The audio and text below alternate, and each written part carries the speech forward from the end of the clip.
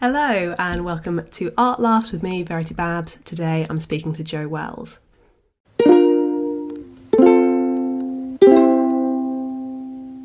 I'm here today with Jo. Jo, please introduce yourself. Hello, I am Jo Wells. I'm a comedian and a writer. You have chosen technically now a print, but a drawing for us. Could you introduce that? Yes, it's a drawing of London by Stephen Wiltshire, who I find incredibly fascinating person. I think he's an incredible artist. He is an autistic man. When he was at school, he had his IQ measured as having an IQ of 60, so that'd be someone with a learning disability. He makes incredible art. There's an amazing documentary which I first saw him in, which is from the 80s, and it's dated so much, but it's called something really offensive, like the foolish wise ones, I think, or something like that. And it's all these people who have different kind of neurodivergences, and in the language of the documentary are handicapped, but have these incredible skills. And it's I think it's interesting to watch. I'm currently writing a book about neurodiversity, and I think it's quite interesting looking back and see how how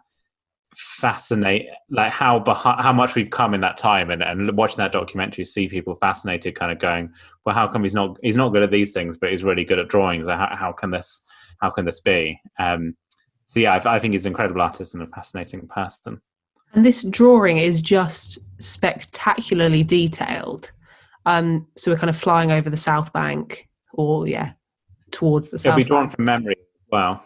As you started talking, I was like, I have heard of this artist, because when you sent it through, I was like, oh, that'll be interesting, because I don't know anything about this artist, and it's like quite a modern piece, and that'd be interesting to see what, whether you had a personal connection to it, and that's why you chose it. And then as you started speaking, and I was like, I do remember there being a shot of an artist flying over London in a helicopter. Mm. Does this piece in particular stand out to you out of Stephen's work, or is this just quite a good example of his stuff? I think this one particular, I love London. So I'm from the kind of suburbs of Portsmouth, and then when I was a teenager, I went to London a few times, and it was just like this. So I get the train line in that went through like Clapham Junction, and when you kind of come out of Clapham Junction, out of that tunnel, it just has this it's like you're kind of entering the belly of this incredible thing.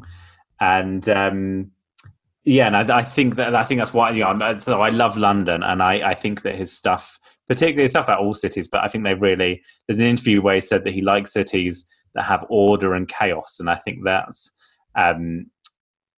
very true of London, where everything is there for a reason, but it's also this kind of chaotic thing.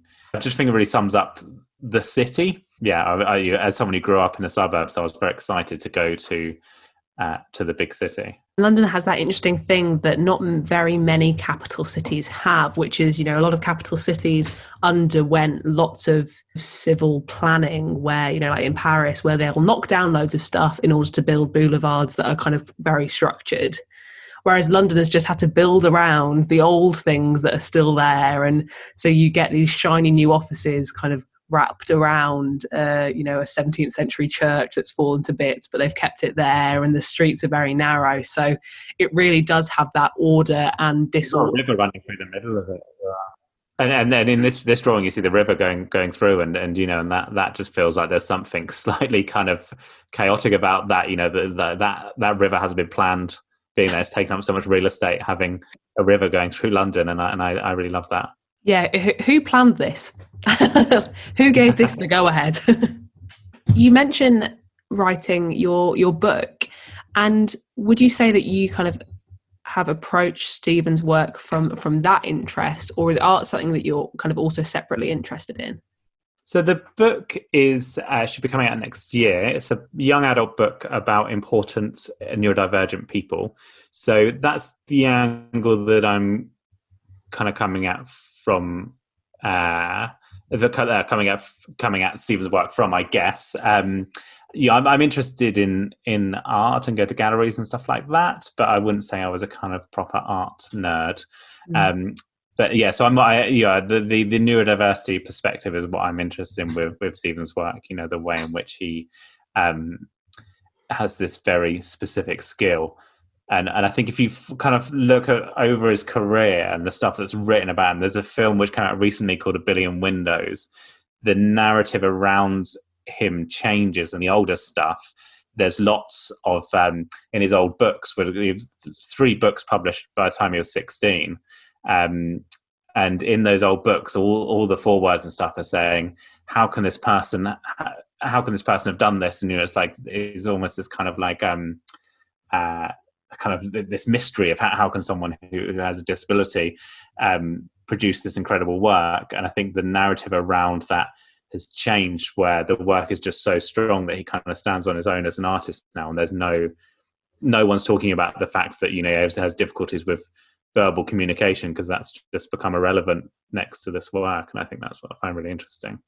And that's a kind of discourse that is around lots of things, you know, about, you know, why do we have to have, you know, the best male actor in a movie rather than just being the best actor in a movie, or these kind of elements that we would now view as potentially more background used to be, and even 20, 30 years ago, used to be viewed as like the core fact of the matter. And I think the fact that he's autistic is wholly relevant to his work, but I think that the older narrative of going, you know, that documentary being called The Foolish Wise Ones, there was times like Idiot Savant that used to be used for people like Stephen, you know, I think have dated a lot. The thing I've kind of learned most writing this book is I really realized how pervasive the idea is of like I guess almost of like IQ, of, you know, you've got people at one end who are really, really clever and they're good at everything, and then you've got people at the other end who they're not good at anything, and actually people's skill sets are much more spiky. And Stephen's someone who has quite a noticeably spiky skill set, where he's got this very specific, you know, skill around memory and drawing and those kind of things, which make this work. But actually, you know, lots of people have spiky skill sets, and the way we talk about, you know, what our brains can do, is still has evolved a lot and is still evolving. I thought it'd be interesting to talk about. You mentioned about growing up outside of Portsmouth, and I grew up in the countryside in the Midlands, and there's an interesting thing, I think, about not growing up in a capital city, or not growing up in, you know, in one of the, you know, second or third largest cities in the country, that does change your relationship, I think, and your access to art and, you know, cultural things.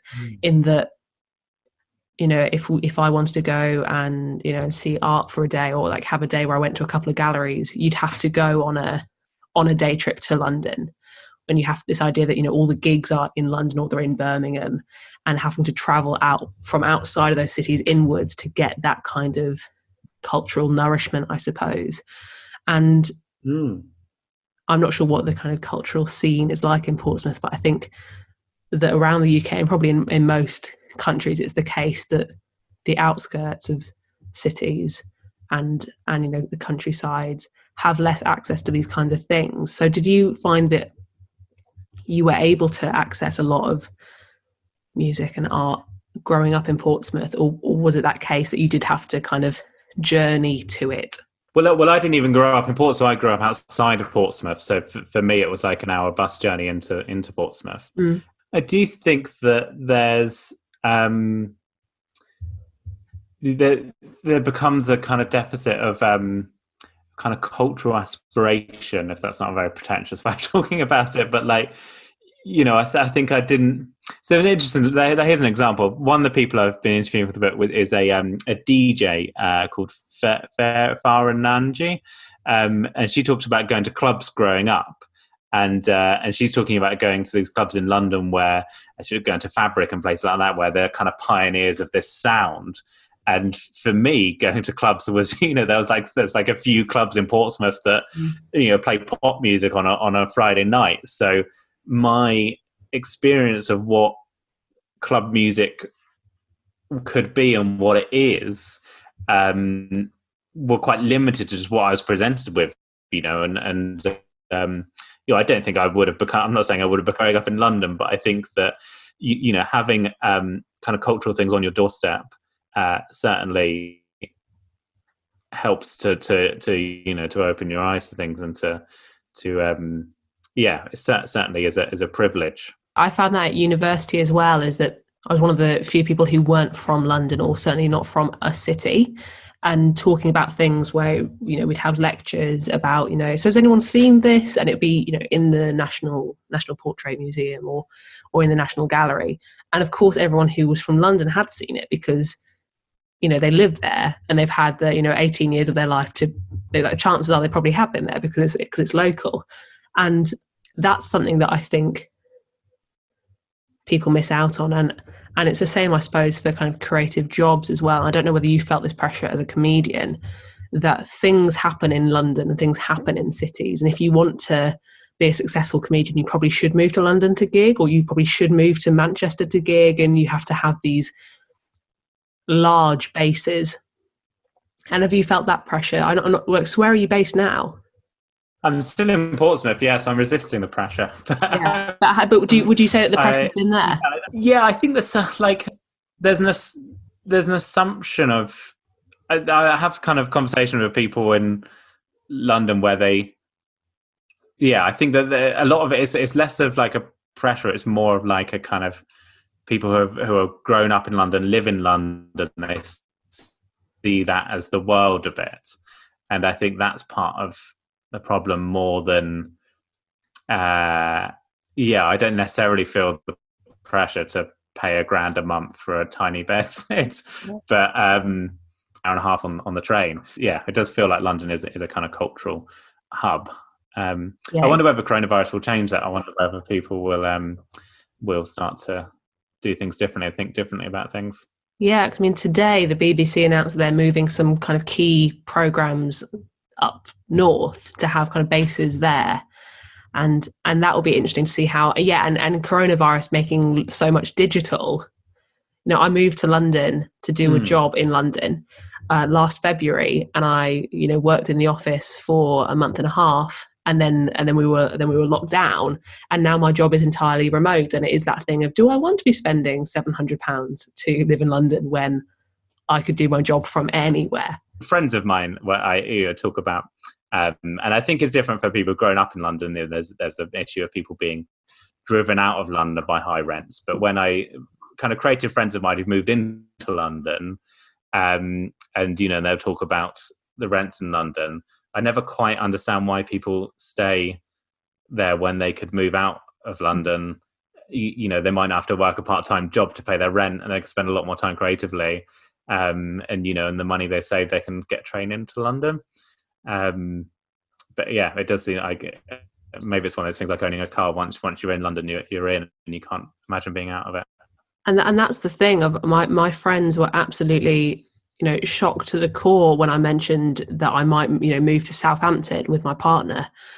And they were like, moving to Southampton, but you won't be in London. It's like, it is only an hour and 20 minutes on a train to get into London. But they acted as if I was saying that I was moving to Munich. Yeah. And or the moon. And I think when you're like working in a kind of creative industry, that time and time is worth so much. If you got some spare time, that's what you're after, and that's what's going to get you ahead. So I think if you can save a load of money on rent, and you can and it's depressing to say, but also having some spare money, that's why a lot of the creative industries are dominated by people from a certain classes, because if you've got money to throw around, you don't have to work a day job when you're stuck. So you can pump money into, particularly with kind of a lot of self-produced stuff, you can pump money into projects which into your own personal projects, and if you're saving money on rent, that helps a lot. I've realised I put forward a drawing and was going to talk about how I love London, and I've just slagged it off for most of this podcast. Do you know what? I think that you can love London and also accept that it needs a bit of slagging off. I love and hate London, but it's. I think also I love this is what that painting sums up is that entering London just feels like almost like a kind of like it always feels like something from a film. You know, when I get off that train, or even just seeing the train go in and all the buildings kind of rise up. It's just the most exciting thing, and you know, and I know I'm going to a gig. I love walking across is it Waterloo Bridge? So I do Top Secret comedy in Soho a lot, and I'll walk across. It'll be daylight, and I'll walk there, and on the way back it'll be nighttime, and I'll walk across that bridge, and you see all the lights, and it just feels. Every time I walk across that bridge, I have a kind of moment of like, you know, I've done all right. Like this is my job, and I get to have this walk home. I've done a job that I enjoy. Well, Joe, thank you so much for talking to me today. You spoke about your book, but where else can we follow you? And do you have anything else to plug? So you can follow me on Twitter, which is Joe Wells Comic, and Instagram is Joe Wells Comedian, because I set up Joe Wells Comic and then I lost the password. And the book should be coming out next year through Jessica Kingsley Publishers. It's provisionally called Differently Wired. So yeah, should be out next year. Cheers for watching. You can follow Joe in the ways written below, and as per usual, you can follow me at VerityBabsArt. It'd be great if you could give us a subscribe and a like and a share, and I'll see you next time.